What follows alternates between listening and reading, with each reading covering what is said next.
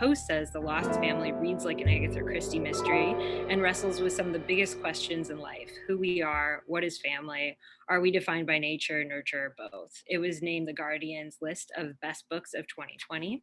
So please welcome Libby Copeland. Hi, Libby. Hi, thank you so much for having me, Emily, and I'm really excited to be here. I wish I was physically in Key West, which is so beautiful. I was there years ago. Yes, well, soon. Yeah, I'm sure it will hang on to its beauty till I can get there. Yeah, I'll do what I can. Thank you.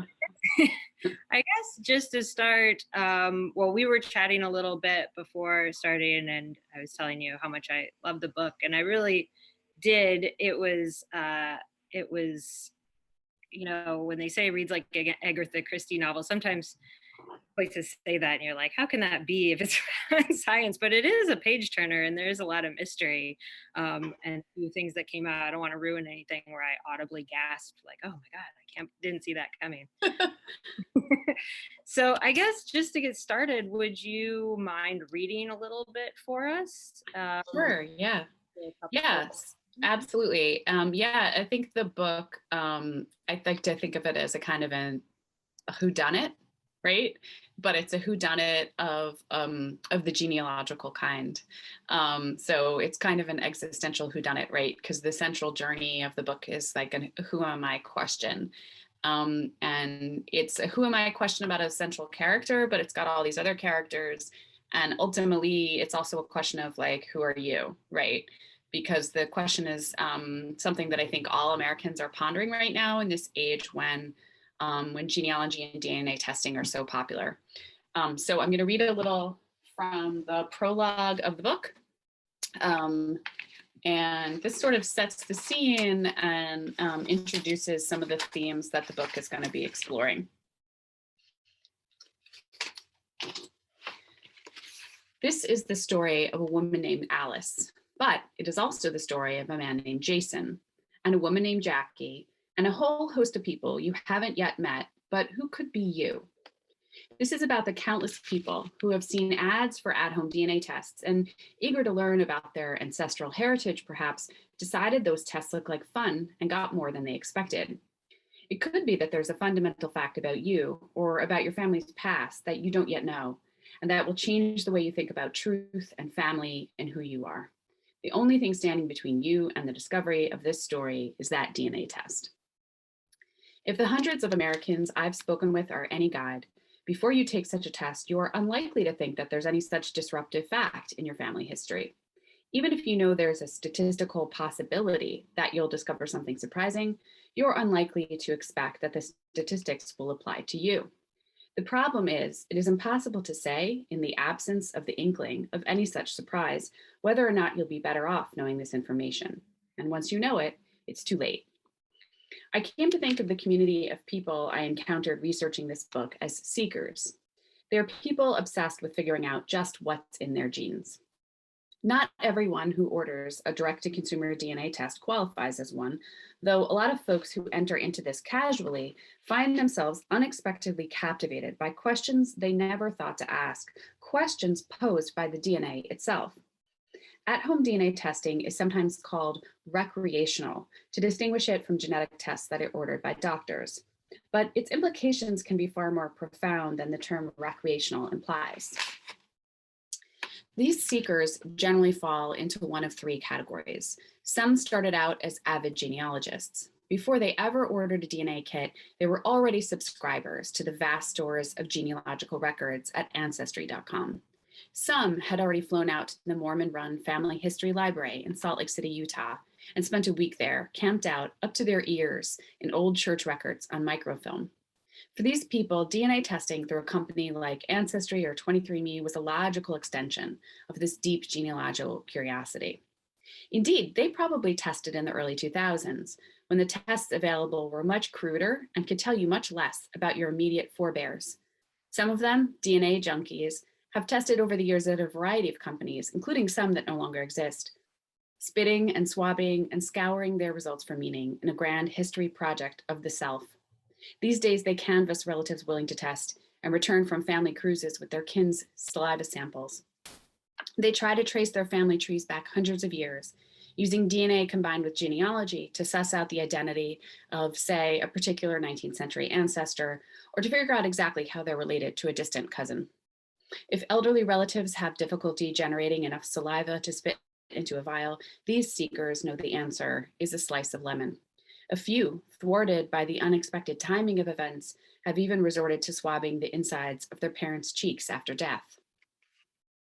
The second category of seekers is marked by a more immediate and pressing puzzle brought on, say, by lingering suspicions that the man they call dad might not be their genetic father, or they might be looking for evidence that they're not related to a family that they never felt at home in. Some find their suspicions validated and others are disabused of them, and some find something else entirely, like a previously unknown half-sibling.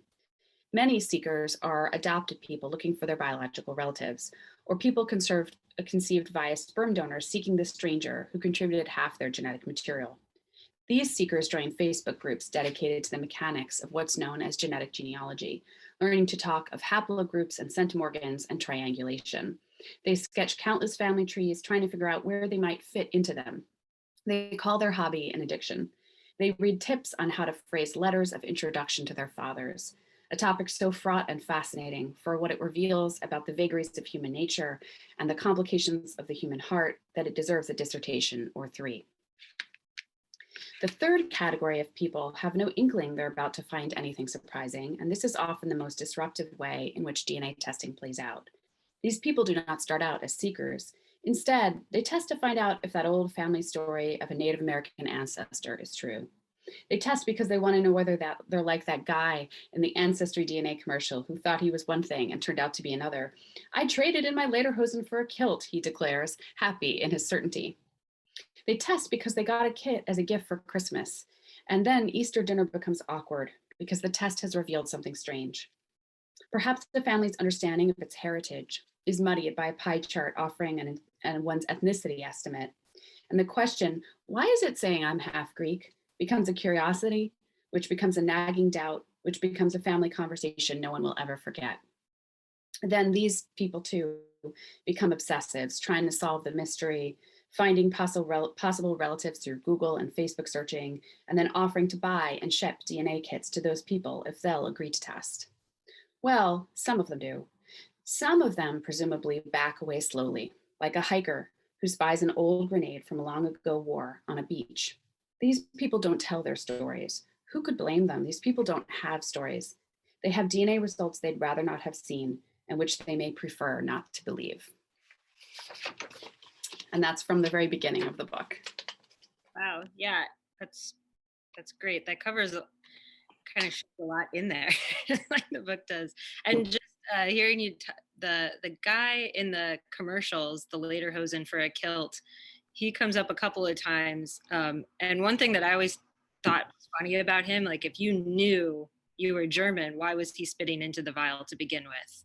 If it was a confirmation or what, but how did you come about writing this book? Did you have questions about that commercial as well, or where did it come with you? Yeah, this commercial, it's called the Kyle commercial. It's by Ancestry DNA. It's kind of fun to Google it and pull it up if you want to check it out. And it was airing a few years ago when Ancestry was putting an enormous amount of money into advertising their DNA kits, which they still do, I think. But this was an era about 2016 when these ads were completely ubiquitous. And that ad was extremely successful. In fact, one of the genetic genealogists who I interviewed said, you know, we all hate that ad because it's sort of simplistic, but we know why they run it, and it's because it's so successful. And it's this idea that, you know, that there's this discovery waiting inside of you, right? And that it could be very simple to find out your past, and that discovery is going to come with a certain amount of sort of psychological and emotional remove. It's going to be like a treasure box, and I have to say, for many people, it really is. And that is kind of the promise of these DNA kits, is that you suddenly have access to the past. And my family started DNA testing years ago when my parents got the National Geographic used to have these DNA kits that were different from the kind that are on offer now that would give you your ancient migration path. And they tested maybe 15 years ago. And it was always something that like my parents had been interested in. And then eventually my dad got me the kit as a gift for the holidays back in 2016, in late 2016. And so, it was this idea that that it could be that easy, right? And then if you can get the DNA results, as Kyle in that ad discovered, you're getting two key pieces of information. You're getting your ethnicity estimate, which is a sense of where your ancestors came from, anywhere from 500 to 1,000 years ago. And if you're like a classic American mutt like me, then you have a lot of different branches of your family tree from all over. So your ethnicity estimate, which is this big pie chart, has all these little slices taken out of it from all these different places, right? It might be like Eastern Europe and Western Europe, and maybe there's Korea and Nigeria, depending on where your people come from, right? And that piece of information is an estimate. So it's going to change, it's going to evolve, it's going to get a little better, and hopefully Kyle's test got it right. The other piece of information you're getting is your DNA relatives. And that's where, for a lot of people, the surprises come. And it is when you take those two pieces of information and you combine them with genealogical research that you can often make discoveries that give you access to the past and teach you something about yourself, right? We as Americans, a lot of us, those of us who have ancestors who emigrated from someplace else, they assimilated. If they came over, say 50 or more years ago, there was great pressure to assimilate. And a lot of Americans, particularly white Americans, don't know, say, where a grandparent came from. They don't know. And so there's this kind of curiosity as we happen to be in this moment of genealogical discovery. And then there's this subset of people who get a significant surprise, something they really didn't set out to look for. And that is really, really profoundly disruptive and changes their understanding of not just their family, but themselves, right? And what their parents told them about their own genetic origins often. And that was what I was so interested in. I was interested in these questions about personal narrative and how we identify ourselves, right? And how much should your genes get to tell you about who you are if you grew up and had an experience that was radically different than your genes tell you. And so it was about, I guess it was 4 years ago now, I was in conversation with my editor at the Washington Post, and we were talking about DNA tests and the surprises that they can bring. And we decided we wanted to write a story about it. And so I found a really great feature story and I wrote it for the Post, and it went viral. And I got all these emails, hundreds of emails from people who were saying, like, I really enjoyed that story, but like, now I want to tell you what happened to me, basically. And people were pouring forth these remarkable stories of how they had taken a DNA test, 3 months before, 5 years before, and it had radically changed their outlooks, and permanently so. And these stories were so moving and so really intimate. They went to, the most essential questions of how we define ourselves. And it was reading these emails and starting to interview some of those people that I realized I wanted to write a book. So that's how The Lost Family, that's its origin story. That's great. And before I forget, I should say, if you have questions for Libby, you can put them in the Q&A part. It's at the bottom of your screen. We'll get to some questions at the end. So the feature that you wrote, was that Alice? Okay.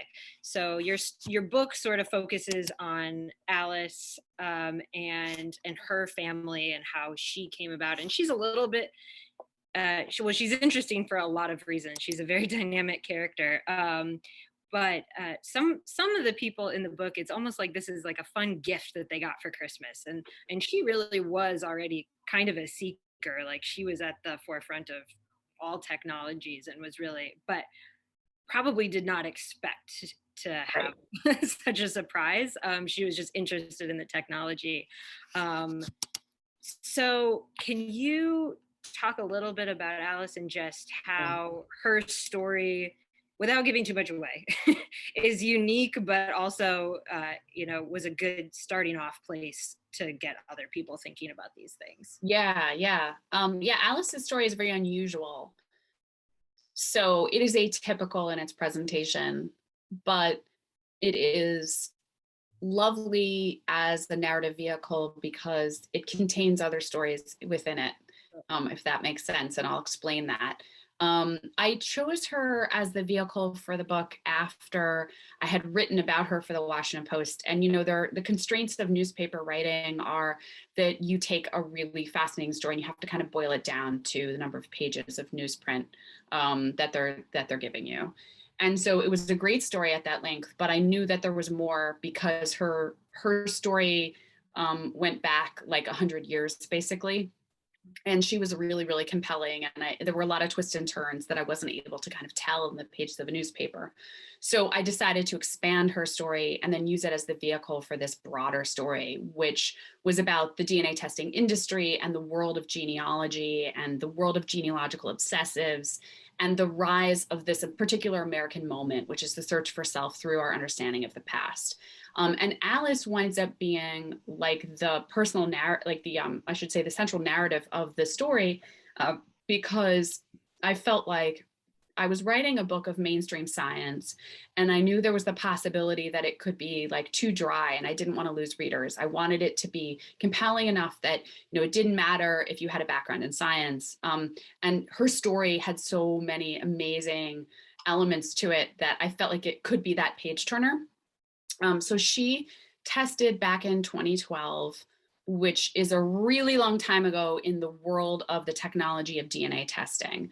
And doesn't seem like a long time ago. It's a radically different world. And she was a serious genealogist, and that's how she kind of came to this. And she tests thinking that she's going to get that ethnicity estimate that's going to tell her that she is entirely from the British Isles, primarily Irish. She's Irish on both sides, as far as she knows, with a little like Scottish and British mixed in on her mom's side. But her dad is the son of Irish immigrants. And she was raised, in a large Irish Catholic family. There's 7 Collins siblings. And they have a super strong sense of Irish identity. So she takes this test, and the results are basically confounding because they don't conform to what she understood, right? They're telling her that instead of being entirely British Isles, mostly Irish, she's only half that. And the other half is Ashkenazi Jewish, which is Jews from Eastern and Central Europe who have, a kind of different genetic signature than someone who is of Irish descent, right? Enough so that these companies can pick out the distinction quite easily. And she at first assumes that the company has they've just debuted their test. In fact, it's still in beta testing at the time. She had tested at Ancestry. And she just assumed that they weren't ready for prime time because they were giving her these results that were so clearly not conforming to what she knew from all of her oral history and her having how she was brought up and, her family and all her, roots and all the research she'd done. So she at first assumes the company screwed up. She goes and tests from another company. She discovers Ancestry is right. And then she embarks on what becomes a lengthy, basically genetic detective mystery that lasts 2.5 years. And she's a great kind of character because she's funny and she's dry. She has this dry sense of humor. She's really, really smart, really, really methodical. She had a remarkable memory and record keeping, so I could kind of recreate every step of her search, which is like a reporter's dream. And what was kind of amazing, in addition to her kind of doggedness, I mean, she made this into her full-time job, and the intricacies of the work that she had to do to understand how she'd gotten her story so wrong are deeply difficult and deeply fascinating. And I tried to kind of, given a sense of what the stakes were and what she was up against. It was really considerable, the work that she had to do and the historical research, the genealogical research, and just the damn math. She had to do all this incredible math. It was just crazy. But what's kind of amazing is that she tried to she had to figure out her theories. Like what could possibly explain why you would get an ethnicity estimate that was half unexpected ancestry. And the most obvious explanation, and the explanation for most people in her situation, would have been that she was the product of what's known as a non-paternity event, or NPE. Sometimes it's referred to as an MPE, for misattributed parentage experience, and it's one of the most common kinds of DNA surprises. Within the world of getting a DNA surprise, that is like right up there. And so she investigated that, and it turned out not to be the explanation in her case. And so she methodically, like a scientist, goes through all the theories, investigating and eliminating them. So she's able to eliminate the possibility that she's adopted, that she is donor conceived. And her last theory is that she comes from a group of people who have hidden their genetic ancestry. So, you hear stories of historically Jews, for instance, who were forced to convert to Catholicism and hide their Jewish identities. There are stories, certainly much more recently in this country, of light-skinned African Americans who chose to pass as white to escape rampant discrimination. So there are these communities where people have hidden their genetic ancestries, and then their people that descended from them are now in the act of testing, right, and making this process of these discoveries. Alice's explanation for her confounding results is none of these. It's actually quite shocking and surprising. And as I said earlier, it goes back 100 years. But what's fascinating about using her story as a vehicle is that I then get to talk about other situations. So I jump off from Alice's story to tell you about what it is like for certain people, some stories of people discovering that they are the products of non-paternity events or misattributed parentage experiences, and how that is a profound experience that really stays with them, and the emotional landscape of that, of reaching out to a father, of how that father reacts, and on through all the different kind of scenarios. And some of those people, those stories that I tell, are people who reached out to me through email after my original story ran in the Washington Post. And some of them are people I just kind of found in my reporting, reported my way to, and wanted to tell their stories because they were just so compelling. It's really interesting. We've had the book out in the store, and so people have been saying like, oh, I haven't met an actual NPE myself yet, but a lot of people seem to have friends or know somebody that had was either an NPE or had some discovery that was not what they thought. And so is it common? And if more and more people are testing, do you think you describe in the book like a tipping point that we're coming to, and is it going to start, or has it started discouraging people? Is it if everybody knows somebody that's had this experience, maybe they really will think about it? Right, that's a good question. So the first question, right, how common is it? So there's a couple of ways to answer that. One is, if you look at NPE rates according to the work that's been done by population geneticists, right? And these are people who sort of study based on populations across the world. And populations will vary greatly depending on where they're located and what era you're talking about and how reliable the data is. The best data that I've seen is that it is somewhere in the low single digits on average. So it's probably maybe just under 2%. And again, it's going to vary a great deal. And then, the other, more common scenarios, the other sort of big scenario I haven't mentioned yet, but that I think is up there with discovery of an NPE, is discovery of a previously unknown half sibling. Usually a half sibling, could be a full sibling. And that can come about because you're suddenly discovering that you're not genetically related to the man you consider a dad. But it also often happens because, you are genetically related to both of your parents, but it's like one of your parents back in, in the 60s when they were in high school, they conceived a child right before your parents ever got together. And nobody has been told about that, right? And you have a sister who's 15 years older than you, and you're discovering it through a DNA database. So from my research and interviews with population geneticists and genetic genealogists, I like to say that if, those two most common scenarios put together, conservatively speaking, are probably 3%. Frankly, it's much higher if you also include people who were donor conceived and not told about it, people who were adopted and not told about it. But even if you're going with just the kind of lowest estimate, you're talking about more than 1 million people so far out of the 37 million people who have taken a DNA test. And most of them, by the way, are Americans. So that is kind of one way to look at the number. The other thing, though, to think about is that each kind of revelation has impacts on easily 8 to 10 people. Because if I'm discovering I'm not related to dad, it has implications not just for me, not just for him, but for my mom. Suddenly I'm discovering I'm only half siblings to my brother and sister that I was raised with, right? And now there's another family, like a couple states away, let's say, and that man is my genetic father. And that has implications if I reach out, for instance, for him and his wife and their relationship, and then his kids, who I'm now discovering are my long lost genetic half siblings. And the other piece of the puzzle is that people are sometimes learning things that are really important about their own families, their own genetic origins, their own health, even though they didn't ever test. And that's the tipping point, because the majority of us at this point are, in a sense, opted into this technology, even though a majority of us in the US have not tested.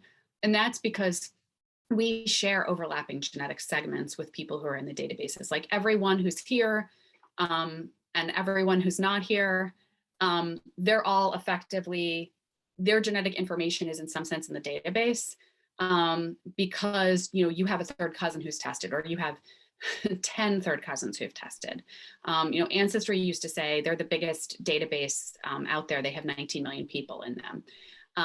And they used to say a couple years ago that on average, if you tested with them, you were finding 50,000 DNA cousins. So it's not as if you're invisible, even though you haven't tested.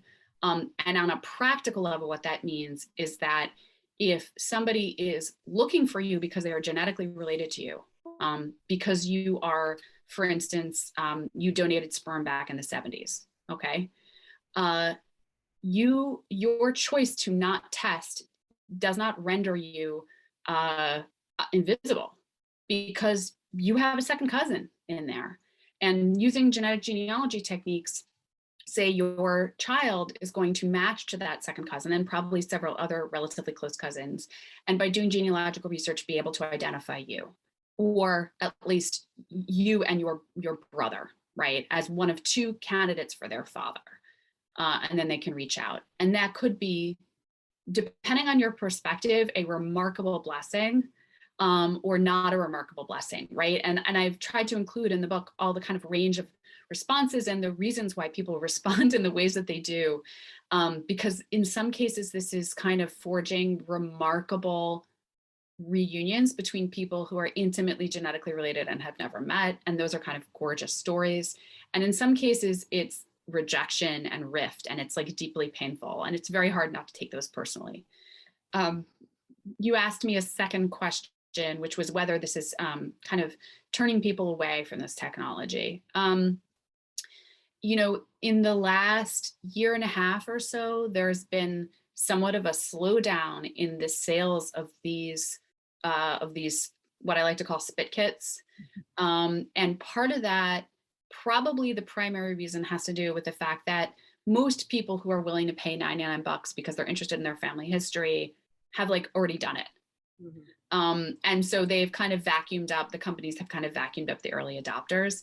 But I do think privacy concerns are a secondary factor. And some of that may be privacy concerns connected to things like use of DNA, genealogical DNA databases for solving crimes, which is something that a lot of people have heard about, the Golden State Killer and all the cases that have been solved since then. But some of that may also be privacy concerns about family. But again, family secrets are coming out. It's not a matter of if, but when. And, in many ways, none of us are insulated from those family secrets coming out, even if we decline to test. It may put it off by a few years, but at some point the news is going to come around to us. Right. Well, yeah, and I definitely want to get back to the opt-in, opt-out with especially with cold cases. We did get a question in which kind of segues well into this. So Rita asked, what most fascinated me about the book was the male sperm donors. And I wonder if you feel men, maybe young men specifically, which we were just sort of talking about, are overly arrogant or flippant about passing down their genetics. And she said Dr. Klein was especially nauseating, which I think we can all agree on that if you've read the book. Yeah. Dr. Klein is a doctor who apparently substituted in his own sperm for, there's no apparently about it. He did. I don't know if I can't remember where his legal case is, but he substituted his own sperm for other sperm donor sperm without telling the families, without telling the mothers. And so he begat many children, and it was not against the law I think he was in Indiana. There are many cases like this emerging just now of these doctors doing fertility doctors substituting in their own sperm, mostly from errors past, decades past, not so much more recently, enough that there's now a kind of wave of legislation barring this practice, which has come to have been called fertility fraud. So, we're learning a lot about the way that fertility labs were operated and the regulations and lack of regulations. For instance, there's no limits on the number of donor children that one donor can help conceive. So in the DNA age, we are discovering these sprawling genetic networks of half siblings. Sometimes upwards of 50, sometimes as much as between 100 and 200 siblings. And sometimes potentially more. I mean, if they've only found 175 so far, that doesn't mean that's where it ends, right? And so there are these interesting questions that come from the intersection of one technology revealing the practices of another technology, which is, fertility technology. The question that you asked, that Rita asked, I think about, the arrogance or the flippancy of these men who donated. I think if you donated in the 1970s, for instance, and I tell the story of a man named Robert in the book who did donate in the 70s and has since discovered at least that he helped conceive at least 23 children this way. They had no expectation that it would ever be a situation where someone would come knocking on their door, knocking on their inbox saying, hey, you're my biological father, right? The fertility industry didn't anticipate it. And I think it's a different maybe group of people who are donating now, because it's hard to not be aware now, if you're donating, that DNA testing exists, and that means that you are effectively not anonymous, even if you've been promised anonymity. But for those guys back in the day, I mean, they were definitely, a lot of them seemed to feel, they were getting paid for it. They were making ends meet.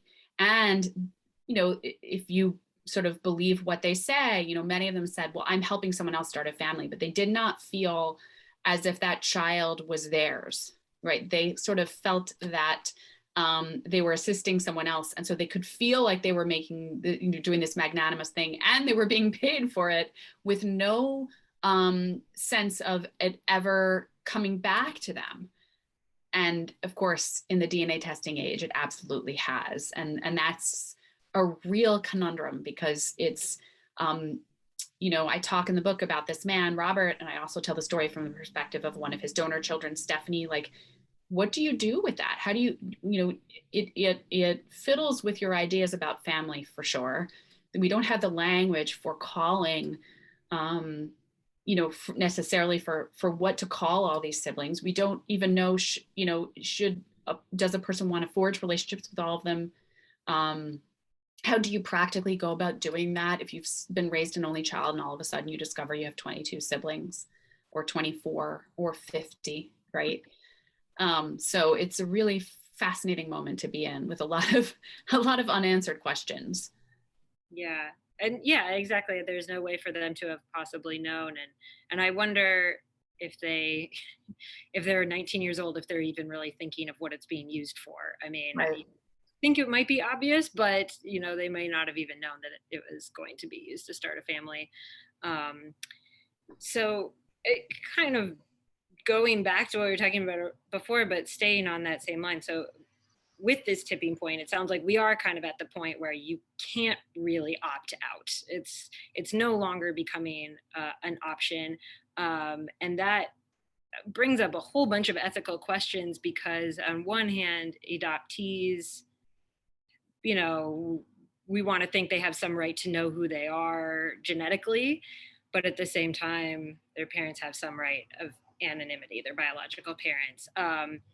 So that gets very complicated, and I don't know if you even have an answer to that, but maybe you have stronger feelings about this ability to solve cold cases, because I know and you do touch on Golden State Killer in your book a little bit. I listened to a lot of true crime podcasts, and when Joseph DeAngelo was caught, and it was from familial DNA, there was this sort of big urge of like, everybody go spit in a vial, go put your DNA out there, because it might not be your brother or your father, but it could be your 10th cousin, and you can help solve these crimes. And there's like this armchair movement of doing that. In researching all of this, have you come across any strong pros or cons for that? I mean, I guess we don't have a choice at this point, it sounds like, but what are your thoughts on that? Yeah. So, I mean, this is a kind of a field that emerged without, it emerged without legislators saying, and now here's the regulations around it, right? Because, we're kind of always very far behind, right? The technology does what it wants, and then we come up, pop our heads out like groundhogs 10 years later and say, but should we regulate this? And it's like, well, it's just been going on. So, it's a really interesting field. The techniques for discovering the identity of a criminal who left his sperm behind at a crime scene, right? So he's a rapist, he's a murderer. Those techniques, you put that anonymous person's DNA into a database and you find their relatives and you figure out his identity by doing genetic genealogy, which means going back and creating family trees for him, understanding how he's related to these cousins that you were able to identify, and then coming back down and doing reverse genealogy to identify maybe 5-10 men who could potentially fit into the right place in that tree. And then narrowing it down to actually have a suspect or a person of interest, and then following them and, getting the Kleenex that they discarded in a public place and matching it against the crime scene DNA and getting a positive match and then arresting him. That whole process, leaving out the Kleenex and the surveillance and the arresting part, that technique had been pioneered years before, but not for this use. That technique of helping people understand their identities through that process of like triangulation, matching them to cousins and understanding how they were related, was originally developed to help people who were adopted about 10 years ago. Again, which is a very long time ago in the history of this technology. And it was when the databases were incredibly small. And so this work was extremely difficult to do. And that emerged from this sense that a lot of adopted people had, and a lot of those search angels who were working with them had, that your right to your own identity is a fundamental human and civil right, and that you don't necessarily have a right to have a relationship with a birth mother, for instance, right? That is her choice too, but you have a right to know who she is because you need to know where you come from. And those techniques were pioneered for years, and there were genetic genealogists in this world who kind of were wondering. They knew that this could be used in this way to find criminals, but they weren't sure who was going to be the first person to do it, and they sure as heck weren't going to do it because they had ethical concerns. And then somebody did it. a genetic genealogist who also worked as a search angel with adopted people, worked with the FBI to discover the identity of Joseph James D'Angelo, the Golden State Killer. And since then, I think the technique has been used in at least 200 cases, most of them cold cases. So a lot of times this is like something from the 70s, right? And they've never been able to solve it any other way. And I think the main question, well, there's a couple of questions that, it hasn't been robustly tested in court. And there are questions for like privacy attorneys who are really interested in stopping this practice or putting really strong guardrails on this practice. There are questions about how successful they could be in court because it seems to fall into a kind of a legal black hole if you try and actually figure out, how you would attack the practice for a bunch of complicated reasons I won't get into. But it's hard. It's hard to kind of challenge the practice in court. And so that's sort of one question, is how would you actually challenge it? And the other is, would you want to, right? People are being put away who have been living free lives for decades and decades, and in some cases went on to kill more people, right? And I think one of the main questions going forward is going to be, how is this practice regulated? Because it's not at the moment. It's not regulated. And so different local law enforcement agencies kind of have their own practices, but there's no sort of official kind of legal rules around how it's used. And the question is it always going to be used just for the worst of the worst crimes, which I think most Americans, according to the polling I've seen, are completely down with? Or is it going to be used is there going to be like a slippery slope? And you have seen some slippery slope cases where it's been actually not a sexual assault or a homicide. It's been something else, something lesser. And there've been cases where women have abandoned their babies and the babies have died, and it's been used in cases like that. And there are people who feel that that's not right for a variety of reasons having to do with the circumstances under which women are inclined to abandon their babies and the mental health considerations and the fact that those women get arrested afterwards. So it's this fascinating, thorny area. And the most we have is, I think, the Department of Justice issued like recommended guidelines. Mm-hmm. But we don't have an actual kind of official framework that can be enforced for how this is used. So it's just going to be an interesting field to watch as it develops. Yeah. In the book, you cover kind of the big players of, Ancestry, 23andMe, and it's interesting how they're all kind of doing their own thing, like focusing either on nutrition or ethnicity or and then also family tree DNA. We have actually a question from Nancy. Are there any testing, are most of the testing companies reputable? And if you test in more than one company at this point, will they be the same? Yeah. Okay. So Nancy, that's a great question. So there's a really big landscape of companies, and there's a section of the book where I talk about that. There's like some wacky companies out there, right? There's some companies that are so fly by night and so sketchy that they're like, we can tell you if your husband is cheating on you, just send in the cigarette butt that you found in, your garden. Like, don't go with it. Don't go to a company that, that no one can vouch for, that has like numerous obvious misspellings on their website, right? And this field is not really regulated, so that exists, and it's really a bit of a problem because you have these. They're doing with it. What's that? What do you think they're doing with it? These unreputable companies. God, and they don't even have. A lot of these companies don't even have like consent policies or privacy policies. They're not even making you any promises about protecting your information, right? In my book, I chose to focus on the four major companies.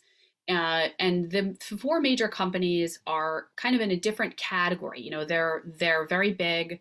They're generally trusted, although, you'll get certainly different opinions about it. Because, for instance, Family Tree DNA, which is one of the smallest of the four big ones, they were cooperating with the FBI without telling their customers at one point. And, some people think that that's fine, and other people, they deleted their information. But the four major companies are Ancestry, which has an Ancestry DNA kit, 23andMe, MyHeritage, and Family Tree DNA. And they all have databases in the millions, at least. And that is key, because the more people who are in the database, the more helpful it is to you, because the more likely you are to find DNA relatives. And the DNA relatives are, third, fourth, second cousins, aunts, uncles, who are you're gonna connect to, and then that's gonna help you build out your family tree if you're trying to do genealogy, or if you're a seeker trying to understand the identity of your genetic dad, right? The more people in the database, the bigger that database is, the more likely you are to find a close cousin or close relative is gonna help you figure out the answers to your questions. So you asked, are you going to get the same information in all the databases? You're not, only because you're not going to have the same people in each database, right? They're only matching you to people who've tested at the same company. And they're matching you by identifying that you have overlapping genetic segments with them. And here's where they are. And they can say from that person is a close relative of yours, possibly one of these three types of relatives, but you have to confirm that or figure out exactly the nature of the relationship. The ethnicity estimates are a bit different, whereas the relative predictions are very reliable. So they're not going to tell you someone's a relative when they're not a relative. But the ethnicity estimates are kind of a different process, a different system for determining where your people came from 500 to 1,000 years ago. And that is part, the art of interpretation based on different reference populations that each company has and different algorithms that they've developed to kind of parse the data, and those will vary. So, sometimes you'll get, our 3% something, and you're like, what? How can that be? I don't know any. And then that disappears when they do an update and they get even better at predicting your ethnicity estimate. And you spent all this time trying to figure out where that 3% Swedish came from. Well, it was never there. Right. So the ethnicity estimates you take with a grain of salt, and and they will vary from company to company to some degree, but they're not going to vary terribly wildly. They're pretty good continent level predictions. They're not going to tell you you're from Asia when you're from Western Europe. But within the boundaries of Western Europe, they may have difficulties specifically picking out with great granularity the distinction between one particular area and another particular area. Yeah, it's interesting. I took one probably now 7 years ago, which, as you say, is a long time ago, and I expected it to be what it was, and I was very disappointed that I didn't have any surprises. Yeah. And I keep thinking I can go back and look, because maybe now there's some new stuff in there. And then after reading the book, I was like, nah, maybe I I mean, boring can be good, right? When you know that the possibility is when you've talked to a lot of people who have gotten surprising results, and you realize that the stakes can be pretty big. But I have to say, I had the same experience, of testing and finding, oh, this was kind of boring, right? I'm exactly who I thought I was. And then what I realized was that the DNA was only getting me to a certain place, that it was really the genealogical research that I was going to pair with the DNA through finding those cousins and comparing notes and comparing trees. And that has been an amazing journey. Mm-hmm. So there are things you can do with those DNA results that allow you to get further if you're willing to go down that rabbit hole of genealogy, right? And then you can kind of recreate and reconstruct your ancestors' lives, and you can learn things about them and how your people got here. If they were immigrants that you might not have access to if you hadn't had the DNA at all. Yeah. Well, I can tell from the comments that are kind of slowly coming in that people are definitely rethinking whether they want to, or if they already have what they're, I guess, so just to kind of sum up, what advice would you give to anybody thinking about taking a DNA test? And is there any one question you can ask yourself to know if you're ready?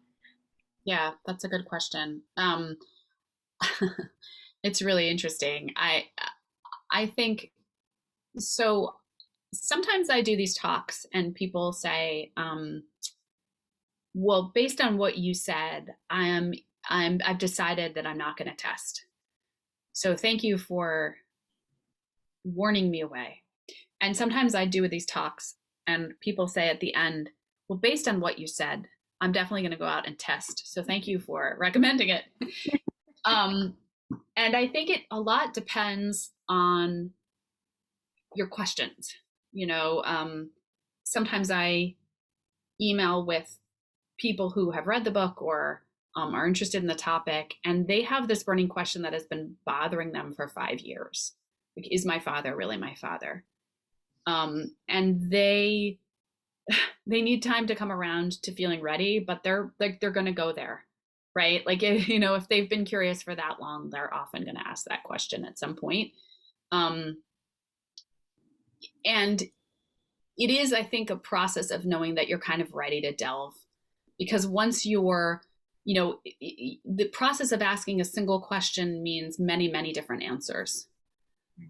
It means it may change the nature of the relationship that you have with your mom. It may mean it changes the nature of the relationship that you have with the man you call dad. And then you have to kind of think about, do you want to reach out to this other person who is your father, who is your biological father, right? And how is he going to react? And are you ready for his reaction, which you have zero control over?